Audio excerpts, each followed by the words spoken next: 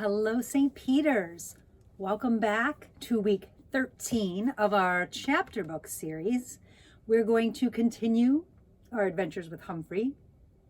Let's think about what happened in our last two chapters. It was so many things happened. It was so exciting. Humphrey went to help Saya and her family, and he realized the reason why Saya didn't speak up in class is because she thought her voice sounded funny because her family doesn't speak English at home. Humphrey helped her mom be more comfortable with speaking English, and that made everyone more comfortable.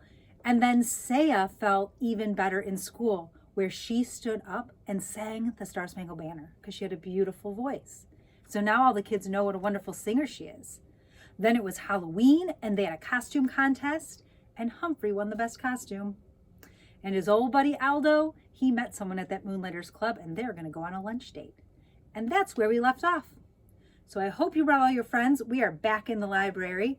I have my friends, Ralph, Magic Monkey, Daisy, the Pig of Joy, and of course, our Jar of Joy. All right, we got through Halloween. Let's see who Humphrey helps today. We're going to read starting with chapter 9, The World According to Humphrey. Chapter 9, The Art of Self-Defense. Okay, I was having a great week, no doubt about it.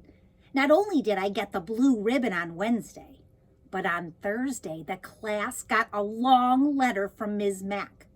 She included a picture of her standing by a waterfall next to some very strange-looking creatures.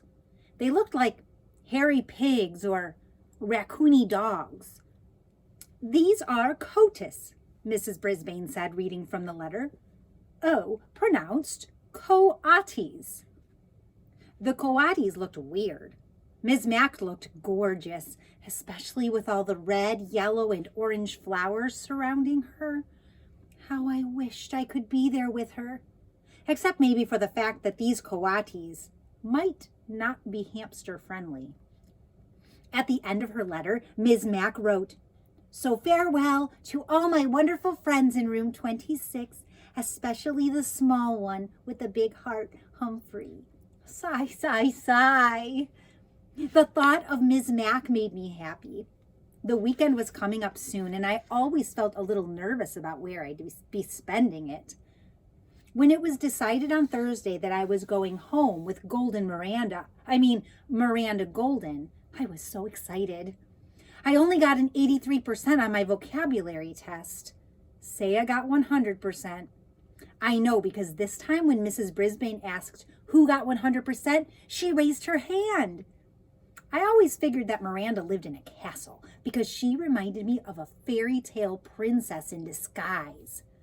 Wherever it was, it had to be wonderful if Miranda lived there. Well, Miranda's home wasn't exactly a castle because but it was very tall.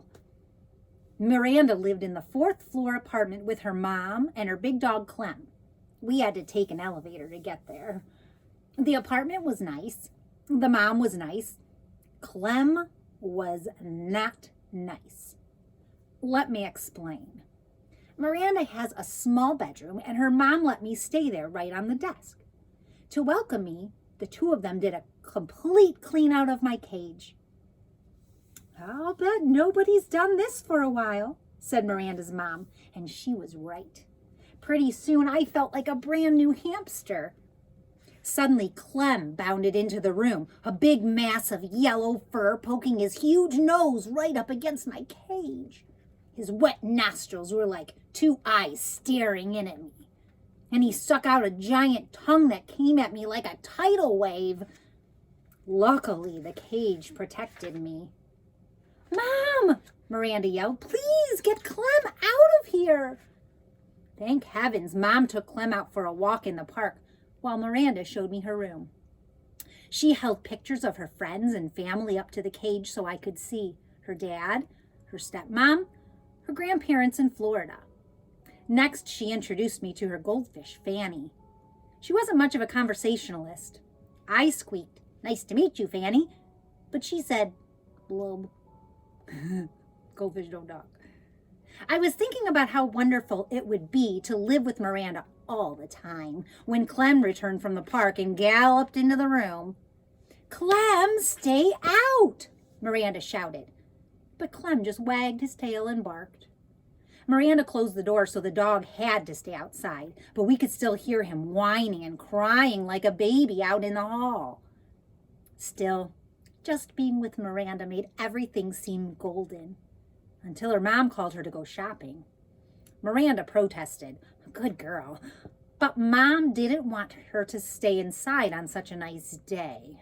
She had no choice, unless she was rude to her mom, which Miranda never would be. "I won't be gone long," Miranda told me, "and I'll make sure the door is shut tightly so Clem can't get in." Everything would be all right, I assured myself. After all, Miranda had said so. I was all set to get in a good daytime snooze. But as soon as the door to the apartment closed, Clem started whining outside the room. I could hear his big paws up on the door trying to push it open. I was a little nervous, but Miranda had assured me I'd be all right. After all, she wouldn't be gone long. Then I heard it, the slight turning of the doorknob as Clem flung himself at the door repeatedly. What a barbarian he was! Suddenly the door swung open and Clem burst in and ran straight to my cage. I tried to distract him by spinning on my wheel. I can do that for hours if necessary. I thought the spinning wheel might even hypnotize him, like in an old movie I'd seen with Miss Mac. Oh, Miss Mac, where was she when I needed her? But apparently all that spinning just excited Clem more. He started barking at me, but I couldn't understand a word he said. "Now cut that out," I squeaked at him. That just seemed to make him more hot and bothered. He plopped his front paws up on the desk and stuck his nose against the cage door near the lock. The lock that doesn't lock. "Easy now, calm down," I squeaked soothingly at the beast. But he kept poking his nose at the cage, showing me his huge tongue and his huge teeth around it. Let me just say that Clem could stand some breath mints. He poked the lock again and again. I knew if he jiggled it enough, the door would swing open and I'd be history. Poor Miranda would never know what had happened to me. She might even cry. I couldn't stand the thought of Miranda crying. I hopped back up on my wheel and started spinning with all my might, hoping to buy some time.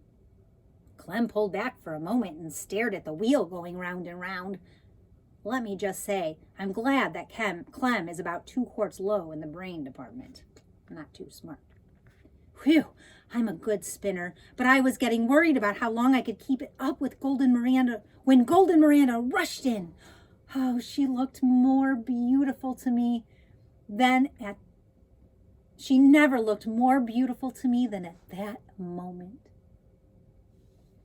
"Clem, stop it!" she shouted in a very firm voice. "Bad boy!" Clem raced to her side, wagging his tail. Miranda's mom dragged old Clem out of the room and closed the door behind her. Whew, whew, whew! Miranda was very sorry. She opened the cage and reached in to pick me up. "Poor Humphrey," she said, hugging me. She set me on her desk and stroked me gently with one finger. "I'm so sorry, Humphrey, so sorry." Oh, I don't know what felt better, the petting or Miranda's soothing words. Miranda felt so terrible about what had happened, she let me play on her desk. She lined up books all along the edges so I wouldn't fall off, and then she let me wander around and see the sights. A desktop is a very interesting place, in case you've never explored one. Miranda's desktop had a big cup with hearts all over it. The cup was filled with pencils. Ah, pencils smell so sweet. She had a round silvery container of paper clips and a square purple container of rubber bands. She had lots of paper in a pink box, and she had a great big fat dictionary. I could really use one of those. I wonder if they make doll-sized dictionaries you can hide behind a hamster's mirror. Miranda giggled as she watched me check things out. When I tried to climb into the paperclip box, she stopped me with her finger. No, Humphrey, they would hurt you." She did the same thing when I tried to roll in the rubber band box. No, Humphrey, rubber bands can be very dangerous, she told me. Well, I guess I knew that. Hadn't Garth shot a rubber band at AJ last week and almost got sent to Principal Morales' office? Hadn't AJ held his arm and said, ow, when the rubber band hit him? Anyway, I really enjoyed my time on the desk until I heard Clem barking. Then I made a beeline for home. Oh, Humphrey, I won't let Clem hurt you, honest, Miranda assured me as she gently helped me back in my cage. I believed her. I really did. But when it was bedtime and Miranda's mom came into the room to say goodnight, she said some words that sent a chill up my spine. Don't forget, we're going to the Nicholson's house tomorrow night. Miranda protested. I hate to leave Humphrey. Clem gives him such a hard time. We'll lock the door this time, honey. He'll be okay, her mom said. And tonight, Clem will be in my room. After her mother left, Miranda assured me that Clem loves to sleep in Mom's room. But if anything happens and you get scared, just give me a squeak, she told me. Don't worry, I will, I assured her. I didn't sleep that night. For one thing, the stars on Miranda's ceiling glow in the dark, and they're so beautiful that I couldn't take my eyes off them. For another thing, well, I am nocturnal. But mainly I didn't sleep because I was worried about Clem. Remember, nocturnal means they're awake in the daytime and they're awake in the nighttime and they sleep in the daytime. So he usually doesn't sleep too much at night anyway. Here we go. After my experience that afternoon, I believed that no lock could hold him back. And how could a little hamster fight back? What weapon would I have against a big, hairy, bad-breathed, small-brained creature? What weapon indeed? I had an idea. Clem hadn't made a peep for hours, so I took a chance and quietly opened the lock that doesn't lock and dashed across the desktop to pick my weapon, just in case of another encounter with Clem. Then I scampered back to the cage with it and quietly closed the door. I hid my weapon behind my mirror next to the notebook where no one could find it. Then I managed to get 40 winks or so of sleep around sunrise. Miranda and her mom kept Clem out of my sight all day until it was time for them to go to their party. I'm still worried, said Miranda. I'm locking your door with a key on the outside, her mom said. I'm locking Clem in my room, and Humphrey's cage is closed tightly, right? Miranda checked it. Everybody always checks it. It always seems locked from the outside. It even makes a clicking sound. But from the inside, believe me, it's a piece of cake to open. Miranda seemed satisfied with the arrangement, but I wasn't. So I remained on high alert all afternoon and evening. And here's what happened. After Miranda and her mom left, Clem barked for a while. Then I heard jiggling and joggling for about an hour. Next, I heard big, hairy feet padding down the hall toward Miranda's room. Toward my room. I sucked in my breath and waited.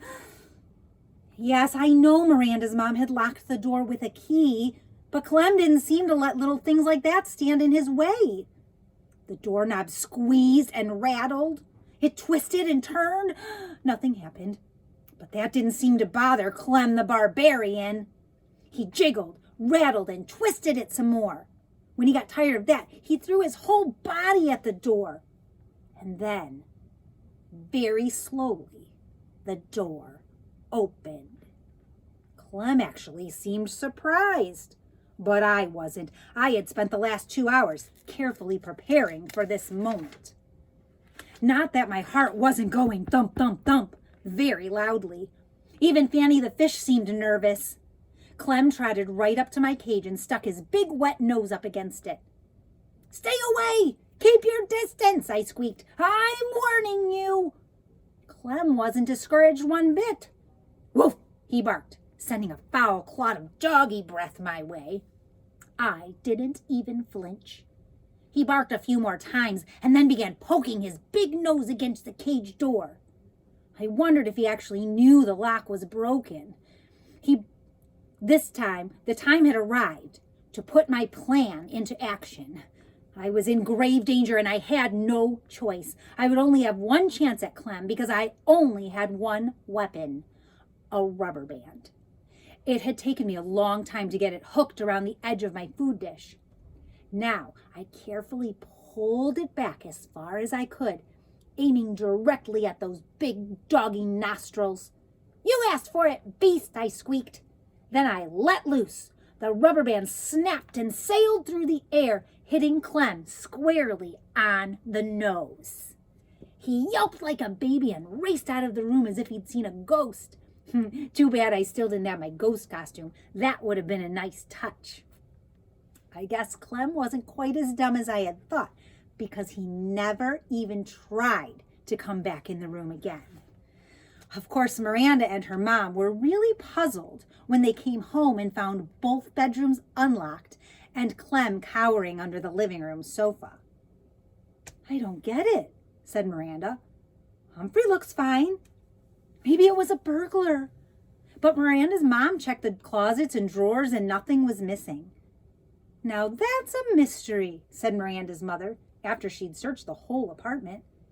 Miranda stared at me, shaking her head. "If only Humphrey could talk," she said. "But I can, if you just listen," I told her. "I bet you'd have a lot to tell us," Miranda continued, not understanding my squeaks. "Yes, I do," I thought. "Enough to fill a book." That takes us to the end of the chapter with tip 9. Hamsters do not enjoy contact with other animals. A cat or dog may eat a hamster or at least do it bodily harm. So keep your big pets away from a hamster. From the Guide to Care and Feeding of Hamsters by Dr. Harvey H. Hammer. Chapter 10, Garth versus AJ. If you have dogs or cats, you have to be very careful not to let them get near Humphrey. Miranda warned the rest of the class when we returned to room 26. "You can say that again," I squeaked. But she didn't. I still considered Golden Miranda to be a special friend, and I had a very clean cage to show for my weekend, as well as a new respect for rubber bands. But I also decided that even though Miranda is practically a perfect person, I was not in a hurry to stay with her again. AJ raised his hand and Mrs. Brisbane called on him.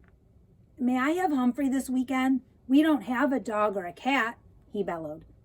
"Lower your voice, AJ, and I'll let you know on Thursday. There may be other students who want Humphrey as well." At least half the hands in the classroom went up as the kids started shouting, "Me, me!" I was quite flattered, but for some reason the whole subject seemed to make Garth mad. Within minutes, he shot a rubber band at AJ. "Ouch!" AJ complained loudly. When he told the teacher what had happened, Garth denied it. "Humphrey did it," he said. Gail giggled. Mrs. Brisbane did not. "I don't believe a hamster can shoot a rubber band," she said sternly. A lot she knows. The next day, Garth stuck his foot out and tripped Art as he went to sharpen his pencils. "I didn't do it. He's just clumsy," Garth protested when Mrs. Brisbane angrily scolded him. That same day, Garth pushed Gail at morning recess. He spent afternoon recess inside. "Garth Tugwell, you're halfway to Principal Morales' office right now." Mrs. Brisbane sounded really angry. Garth just shrugged his shoulders. On Wednesday, Garth sneaked back into the room while Mrs. Brisbane went to the office during recess, and he headed straight for my cage. The two of us were all alone in the room. "Hello, Rat. Why don't you just run away? Then nobody will take you home on the weekend," he said. He opened my cage door and grabbed me. "You'd like your freedom, wouldn't you, Rat?" He set me on the floor. My heart was pounding. Thump, thump, thump. "Go on, Rat. Skedaddle." He gave me a little push with his hand. I scampered under the table. I wanted to say something, but for the first time ever, I was scared squeakless.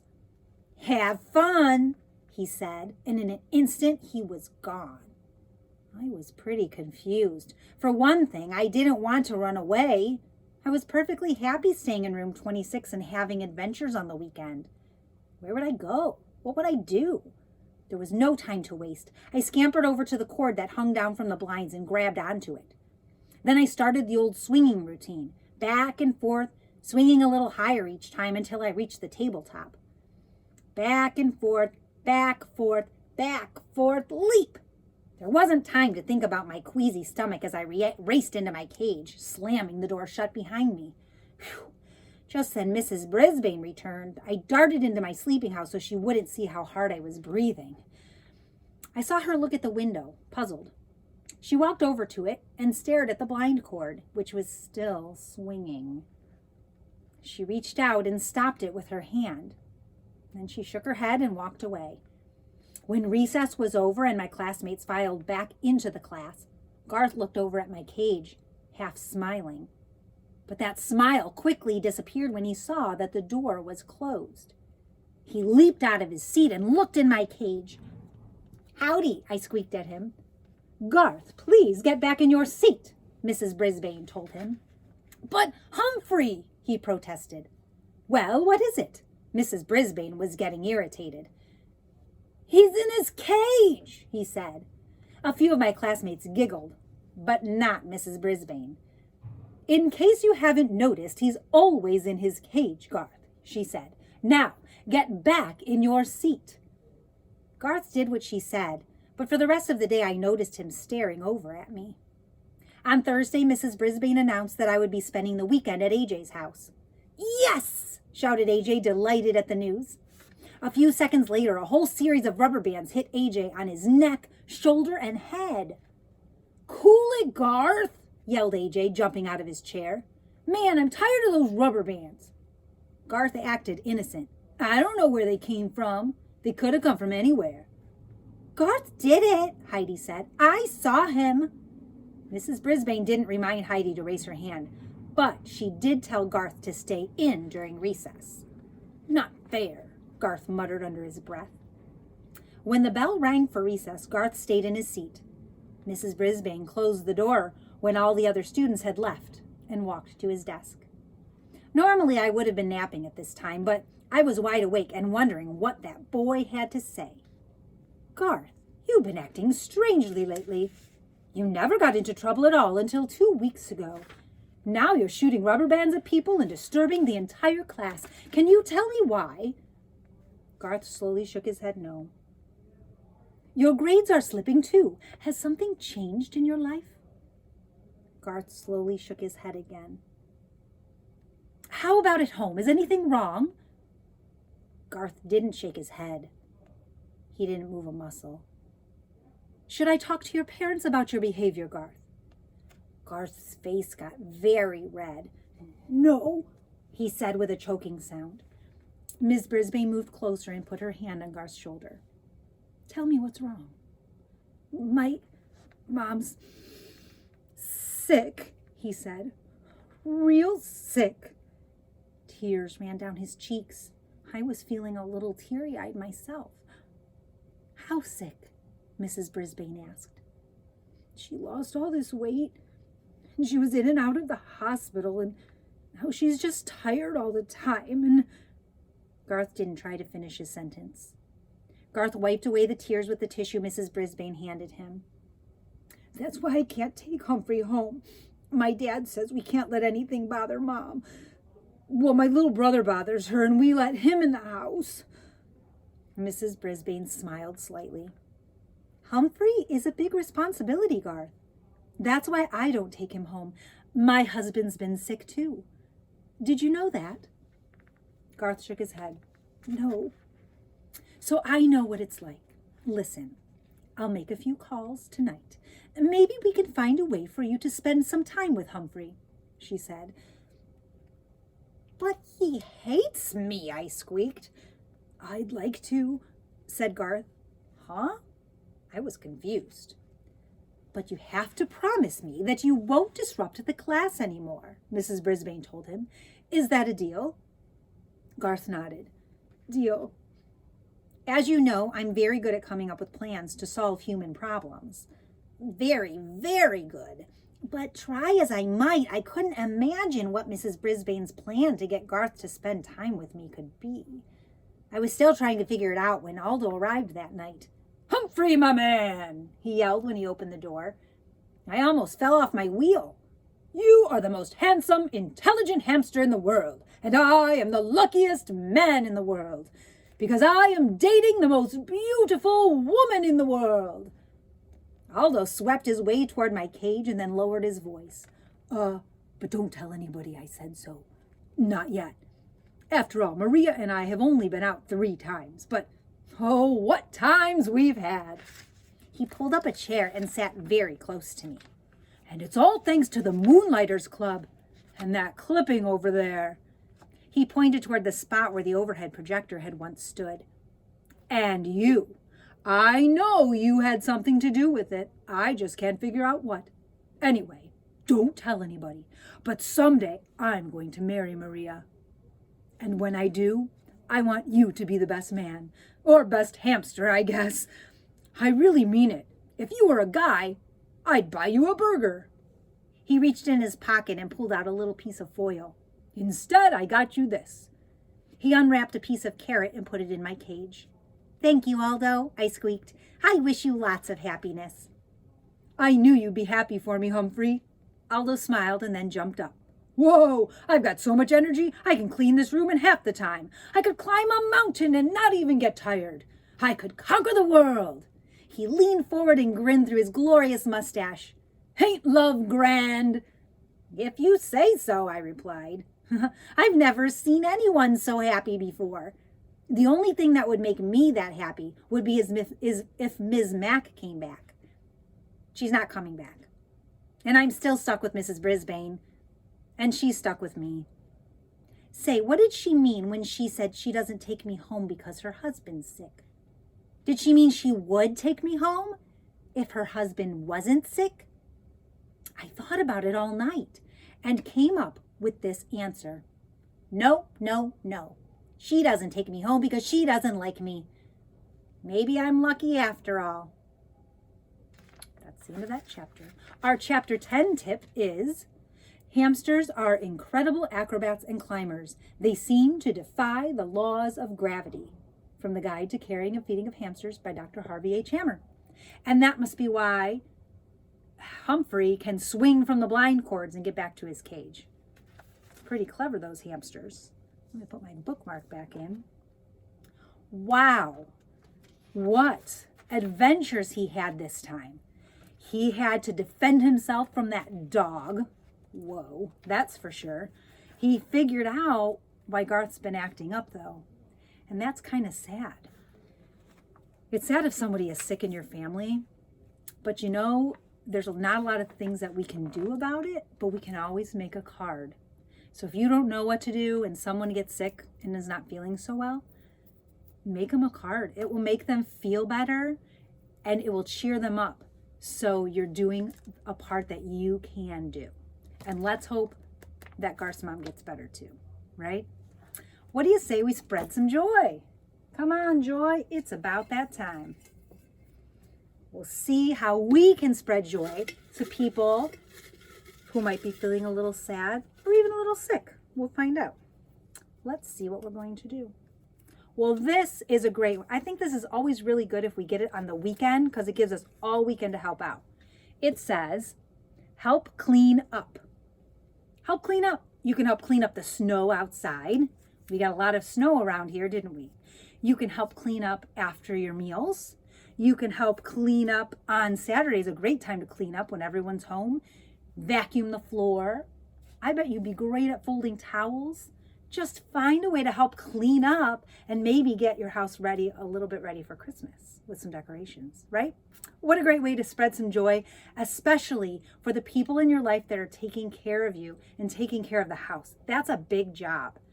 And it's not really fun for anyone to always have to clean up. So if you pitch in and you help out your parents or your grandparents, your aunts and your uncles, it's going to be a much happier household. The work will get done so much faster, and maybe you'll have time to play in the snow, to play a game, to sit down and watch a movie together, whatever is fun for your family to do. All right, boys and girls, I hope you enjoyed our latest installment of our adventures with Humphrey in the world according to Humphrey. We will continue our story next Friday. Until then, stay safe, be helpful, and don't forget to keep spreading your joy.